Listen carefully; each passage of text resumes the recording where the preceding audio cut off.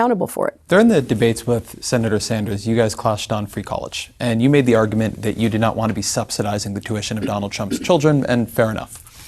But that argument could also be made on public elementary school, on public high school, on public libraries.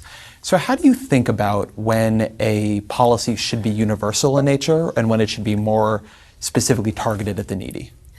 I think about that in the following way. We have always had a mixed public-private higher education system. And although we do have private schools within elementary and secondary education, they have not been as big a factor as private higher education has been.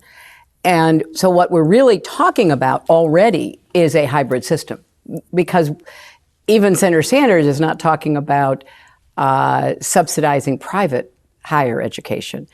And I think that's a significant difference, so that the cost of higher education has always been an individual family responsibility, aided by scholarships, grants, work-study programs, the whole mix of ways we enable people to go to college. But we don't pretend that we're going to do anything for those who choose a private college.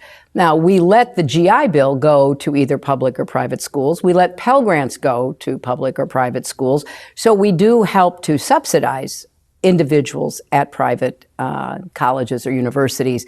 But we have never taken the position that there's no difference between the two of them. Just like we have a big fight, as you know, all the time in federal and state legislatures about will we subsidize private elementary and secondary education. And with very few exceptions, the answer has been no. You know, that we do believe in the importance of a public education system. So we have adopted these approaches. And I think I had several concerns about Senator Sanders' program. I thought that it was hard to justify claiming it was free when it was going to have to be paid for by state governments, and by a lot of state governments up to a third of the cost, that were not particularly well known for supporting higher education. In fact, they'd been disinvesting.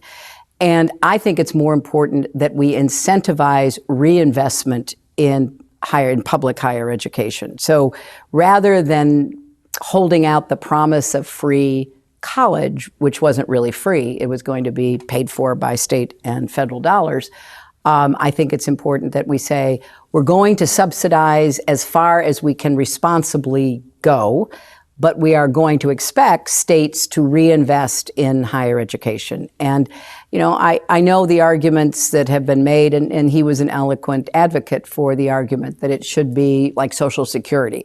It never has been. That is not how we view it. And it would be incredibly expensive to do that, as he had proposed. And even he relied on states which have been disinvesting, and we need to reverse that so they start investing. So I want to go as high up the income scale as I can to make sure that middle class, working, and poor families don't have to borrow money to go to college. But I don't want to add the cost of subsidizing me or subsidizing Donald Trump at this point. I don't think that that is a sensible way for us to approach this.